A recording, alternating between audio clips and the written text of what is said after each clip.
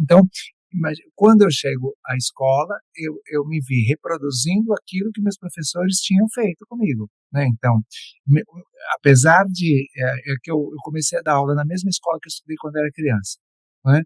Então, o que eu fazia lá? Eu ensinava para os pequenininhos um monte de brincadeiras sem sentido. Hoje eu vejo que eram brincadeiras sem sentido, mas que obviamente eles se divertiam e gostavam. E para os grandes, vôlei, handebol, basquete e futebol. Então vamos tomar isso. 4 modalidades brancas, 4 modalidades heterossexuais, 4 modalidades cristãs, 4 modalidades burguesas. Naquele momento, gente, em 1986, na década de 90 e no começo do século XXI, ou seja, naquele cenário, era impensável tematizar maculelê. Era impensável, impensável. Era impensável tematizar capoeira, era impensável tematizar muay thai, era impensável tematizar skate. Ou seja, a educação física fazia um papel de colonização. Então, se nós olharmos para os estudos de Pierre Bourdieu, por exemplo, naquele seu famoso livro A Reprodução, o que a escola fazia era, pelas suas práticas, e que a educação física, pelas suas práticas, era impor os significados, digamos assim, significados culturais desses grupos que criaram e reelaboraram o vôlei, handebol, basquete e futebol. O programa Esporte Sociedade é um projeto da Universidade de São Paulo que tem como objetivo formar um canal de análise social sobre esporte e interação com o público interessado nesse tema. O tema da entrevista de hoje é Educação Física Cultural. O entrevistado é o professor titular da Faculdade de Educação e pró-reitor da Universidade de São Paulo, Marcos Garcia Neira. O entrevistador é o professor da Universidade de Ribeirão Preto, pesquisador do GPESP da Universidade de São Paulo, Cristiano Strebe Ritt. Olá pessoal, este é o canal Esporte Sociedade, parte do projeto Sociologia do Esporte ao Público, Universidade e Comunidade em Diálogo, promovido pelo grupo de pesquisa GPESP, vinculado à EFERP e USP de Ribeirão Preto, e conta com financiamento do Programa Unificado de Bolsas, o PUB-USP. Eu sou Cristiano Strebe Ritt, docente da Universidade de Ribeirão Preto, membro do GPESP e recém-concluinte do estágio de pós-doutorado na EFERP e USP, aqui em Ribeirão Preto. Irei conduzir essa entrevista, que tem como tema a educação física cultural, e o nosso convidado para abordar essa temática é o professor Marcos Garcia Neira, licenciado em Educação Física e Pedagogia, que também possui os títulos de mestre e doutor em Educação, e além disso o professor Marcos Neira é professor titular da Universidade de São Paulo e atualmente exerce a função de pró-reitor de graduação, atuando também nos cursos de graduação e pós-graduação da Universidade de São Paulo e coordenador do Grupo de Pesquisas em Educação Física Escolar, o GPEF, da Faculdade de Educação da Universidade de São Paulo, em São Paulo. Professor, muito obrigado pelo aceite em participar dessa entrevista. E a primeira pergunta que lhe faço, já lhe passando a palavra, qual foi a principal inspiração para a construção da educação física cultural? Muito bem, então, bom dia, boa tarde ou boa noite, né? As pessoas que vão depois acompanhar essa gravação. Eu quero, em primeiro momento, elogiar a proposta, o programa, o projeto que vocês estão desenvolvendo, o trabalho que o grupo de pesquisas realiza e essa preocupação com a disseminação do conhecimento que é produzido no âmbito da universidade e, no nosso caso, em parceria com as escolas de educação básica aí espalhadas na Grande São Paulo, né, que foi digamos assim, o lugar onde esse trabalho se iniciou. A questão central no início do século XXI, nós nos deparamos com um conjunto de mudanças muito grande, né, ou seja, que os analistas chamam, né, de um contexto multicultural, ou seja, nós nunca tivemos uma escola na configuração que nós temos hoje, seja ela privada, pública, municipal, estadual, federal, seja ela confessional, etc. Nós nunca tivemos uma escola tão plural como essa que nós temos hoje. E também nós assistimos, no finalzinho do século XX, com a LDB, uma mudança no sentido e nos objetivos da educação básica. E também nós nos deparamos com um cenário dentro das escolas que já reposicionava a educação física de uma outra maneira. Um conjunto de professoras e professores que naquele momento se reuniu em busca, professores e professores em atuação, professores e professores das escolas, né? Esse grupo de professores e professores se reuniu para buscar alternativas, porque naquele momento havia um entendimento que as propostas da educação física existentes lá no finalzinho do século XXI já não respondiam a esse cenário multicultural, a esse cenário neoliberal, a esse cenário marcado pela desigualdade social e muito influenciado pelas tecnologias digitais de informação e comunicação. E naquele momento apareciam como alternativas interessantes outras formas de análise do social que escapavam da divisão de classes. Ou seja, de repente as pessoas começaram a enxergar e começaram a escrever, a produzir sobre isso, que havia outros marcadores sociais da diferença, né? Não só a questão de classe, mas a questão de gênero, a questão de etnia, de religião, de tempo de escolarização, de orientação sexual. Então, o acesso a essa produção que fazia uma outra análise do cenário estimulou esses professores e professoras a pensar, bom, como é que a gente pode pensar a educação física na área das linguagens a partir daqui? E essas pessoas foram para as suas escolas e começaram a realizar experiências pedagógicas. E essas experiências, elas começaram a nos, né, a nos trazer, assim, bastante confiança e bastante esperança que seria possível construir uma educação física diferente daquela que existia e construir uma educação física efetivamente comprometida com a democracia, efetivamente comprometida com a democratização do acesso ao conhecimento e efetivamente comprometida com a formação de pessoas solidárias. Então, o cenário foi esse, e desde já eu estou situando, né, Cristiano, que ao contrário de outras perspectivas da educação física, esta não foi uma perspectiva que nasceu na universidade e foi implantada nas escolas. Ela nasceu nas escolas através dos desafios, problemas, né, e falta de respostas que os professores tinham, tá? Professor, aproveitando esse nascimento, né, dentro de uma prática que conversa com a teoria, o nosso grupo aqui tem uma tradição de analisar, né, as relações do esporte por meio das categorias sociais de Pierre Bourdieu.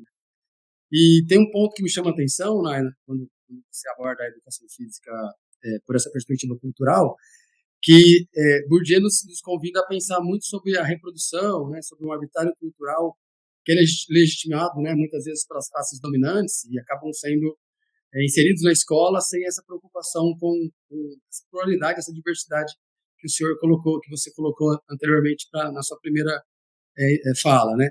E aí eu queria entender melhor contigo, né, qual é a importância de ampliar essa visibilidade de movimentos sociais, por exemplo, o movimento negro, feminista, das juventudes, do sem teto, sem terra, entre outros, né, para tentar quebrar esse ciclo de reprodução de um arbitrário cultural e de grupos dominantes, especificamente dentro da educação física.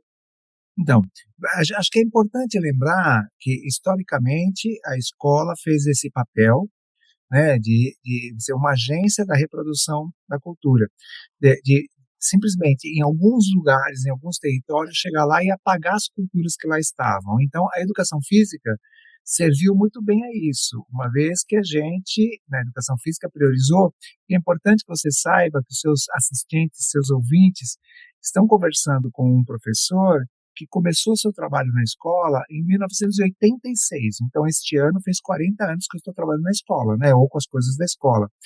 E eu permaneci na escola por 17 anos e não me afastei dela, porque meus trabalhos de pesquisa e de formação são sempre na escola. Então, quando eu chego à escola, eu me vi reproduzindo aquilo que meus professores tinham feito comigo, né? Então, apesar de que eu comecei a dar aula na mesma escola que eu estudei quando era criança, né? Então, o que eu fazia lá? Eu ensinava para os pequenininhos um monte de brincadeiras sem sentido. Hoje eu vejo que eram brincadeiras sem sentido, mas que obviamente eles se divertiam e gostavam. E para os grandes, vôlei, handebol, basquete e futebol. Então vamos tomar isso. 4 modalidades brancas, 4 modalidades heterossexuais, 4 modalidades cristãs, 4 modalidades burguesas. Naquele momento, gente, em 1986, na década de 90 e no começo do século XXI, ou seja, naquele cenário, era impensável tematizar Maculelê. Era impensável, impensável. Era impensável tematizar capoeira, era impensável tematizar Muay Thai, era impensável tematizar skate. Ou seja, a educação física fazia um papel de colonização. Então, se nós olharmos para os estudos de Pierre Bourdieu, por exemplo, naquele seu famoso livro A Reprodução, o que a escola fazia era, pelas suas práticas, e a educação física, pelas suas práticas, era impor os significados, digamos assim, os significados culturais desses grupos que criaram e reelaboraram o vôlei, handebol, basquete e futebol. Então, quando nós nos deparamos com essa situação e quando nós percebemos que existiam referências, né, que fugiam dessa lógica, e aí eu estou me situando no pós-estruturalismo, no pós-colonialismo, nos estudos culturais, no multiculturalismo crítico, etc. Mas peraí, tem gente que já está fazendo isso no campo da língua portuguesa, tem gente que já está fazendo isso no campo da arte, tem gente que já está fazendo isso no campo da história, e como é que seria isso no campo da educação física? Então, aí surgiu esse movimento de a gente começar por um mapeamento do universo cultural corporal. Então, naquela região, quais são as práticas corporais que lá estão? Naquela região, qual é o universo cultural corporal que as pessoas acessam? Não só o que realizam, mas o que acessam. Então, os currículos poderiam passar a incluir também práticas corporais que dialogassem, Cristiano, com esses grupos sociais, porque as práticas corporais, elas são traços das identidades culturais. Então, no momento que você está tematizando capoeira, né, vejam bem, não ensinando capoeira, tematizando capoeira, você está anunciando para todas as crianças que estão na escola, crianças, bebês, adultos, idosos, etc., que aquele referencial, aqueles saberes, aqueles conhecimentos são relevantes, são importantes. Então, é uma educação física que ajuda na construção de identidades democráticas, como eu havia dito, e de sujeitos solidários, porque ela valoriza o patrimônio cultural corporal de todos os grupos sociais. Então, dá para a gente trabalhar com práticas corporais internacionais e nacionais, atuais e antigas, que são realizadas dentro e fora de casa, que são realizadas em ambientes variados, ou seja, não há restrição, nenhuma prática corporal deve ser privilegiada nesse sentido. E, professor, então, partindo para essa ideia mais próxima da prática, né? Como seria um possível currículo para a educação física na escola, né, com os conteúdos e gerais que poderiam ser trabalhados, e como o esporte, que tem essa característica muitas vezes de reserva masculina, né, enfim, uma certa, como você disse, uma heteronormatização, né?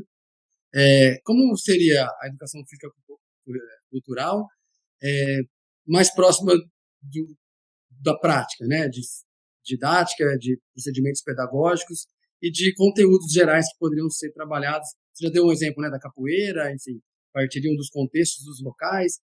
Como seria essa organização na prática, para as pessoas entenderem melhor? Cristiano, eu vou fazer uma observação. Você disse como seria, como seria, como seria. Eu vou dizer para você como vencendo, como vencendo, Ótimo. como vencendo, né? Por quê, gente? Porque tudo que eu estou falando aqui é a partir de trabalhos realizados nas escolas, né? E não trabalhos de pesquisas, não, trabalho de prática, né? Ou seja, professores e professoras fazendo isso. Então, de cara, já recomendo, aí você depois na edição você coloca assim na base, que as pessoas acessem o site do GPF, né, www.gpef.fe.usp.br, tem uma abinha lá, relatos de experiência, tem outra abinha lá, vídeos, práticas pedagógicas, porque as pessoas percebam, nós temos lá quase 300 registros de práticas pedagógicas, né? Então, quando você pergunta assim, como vem sendo, os professores definem o tema cultural. O que é um tema cultural? É uma prática corporal. É uma brincadeira, uma dança, uma luta, um esporte, uma ginástica. Então, não é definir o esporte, é definir uma prática corporal, certo? Ou seja, existem essas práticas corporais. Você está vendo que eu já estou tirando aqui práticas corporais de aventura, porque eu já escrevi sobre isso, então estou à vontade para dizer, né? Olha, gente, desculpa, mas não tem fundamentação, né? Ou seja, é uma expressão que entra na base nacional curricular pela porta dos fundos, digamos assim, não entrou pela porta da frente, tá? Para ficar, assim, educadamente, né? Entrou pela porta dos fundos, tudo bem? Então, se você para pensar assim, olha, por que mais esporte do que brincadeira? Por que mais esporte do que dança? Não existe uma explicação conceitual para isso. Porque os grupos se expressam de muitas maneiras, mas na linguagem corporal os grupos se expressam pelas práticas corporais. Então, existem formas que os grupos culturais elegem para comunicar seus valores, suas intenções, suas formas de ver o mundo. E aí, Cristiano, qual é a função da educação física na escola? E isso está estabelecido desde a LDB, isso foi reforçado pelos planos curriculares, foi reforçado agora pela Base Nacional Comum Curricular e pelas diretrizes curriculares nacionais. Quando a educação física se insere na área das linguagens, é papel da educação física interpretar as práticas corporais e produzir as práticas corporais, ajudar os alunos a lerem as práticas corporais. E aí há que se buscar um equilíbrio no currículo, né? Ou seja, digamos assim, a mesma quantidade de cuidado, atenção, dedicação destinados ao esporte tem que ser também nas brincadeiras, nas danças, nas lutas.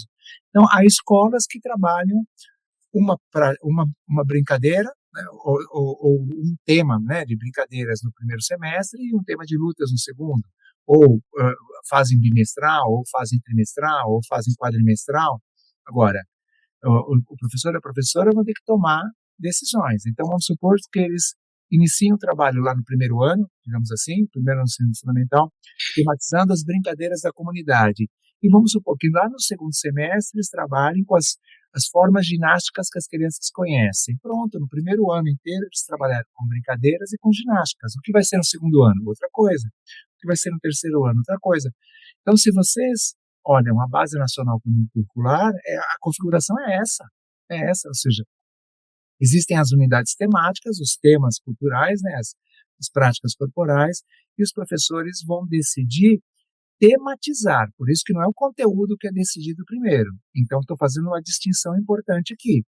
Brincadeira, dança, luta, esporte e ginástica é tema, não é conteúdo. Conteúdo é o que acontece dentro desse trabalho. Conteúdo é a cultura corporal, né? Então, os professores fazem um mapeamento da cultura corporal, os professores articulam esse mapeamento com o projeto político-pedagógico da escola, definem o tema. Então, vamos supor, nós estamos em 2026, estamos nos aproximando da Copa do Mundo. Não parece, mas vai acontecer, viu?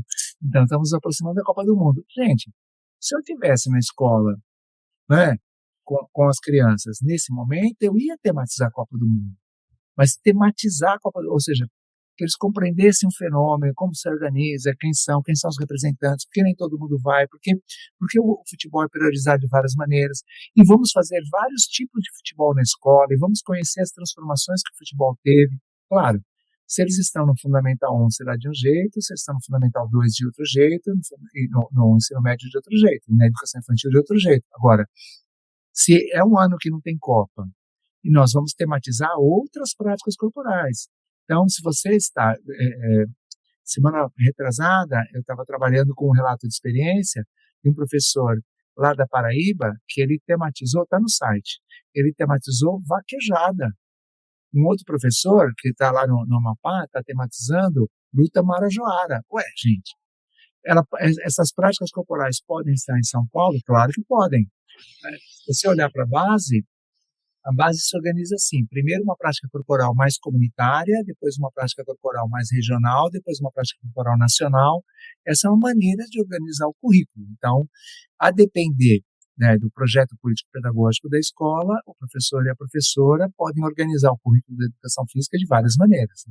Continue nos seguindo para a parte 2. Se você tem alguma sugestão de tema para a próxima entrevista, por favor acesse o link do formulário na descrição do vídeo. Será um prazer contar com sua participação.